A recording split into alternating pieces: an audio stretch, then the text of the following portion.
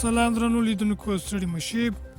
داعش د بلخ لپاره د طالبانو د والي وژلو مسؤلیت ومانه.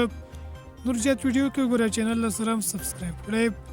د اسلامي دولت ډلې یا داعش د خراسان څانګې د بلخ لپاره د طالبانو د والي مولوي محمد داود مزامل د وژلو مسؤلیت په غاړه واخیست. داعش په خپله ویبپاڼه مخ کې په یو بیان کې ویلي یو ځان وژونکی چې د والي دفتر مخې ته منتظر و، هغې ته ځان ورنږدې او خپل چاودېدونکي کمربند یې پرې وچاوه. تر دې مخکې د افغانستان ازادۍ ملي او اسلامي تحریک په نوم د طالبانو یوې مخالفې وسلهوالې ډلې پرون ادعا کړې وه چې دغه برید دې ډلې ترسره کړی دی.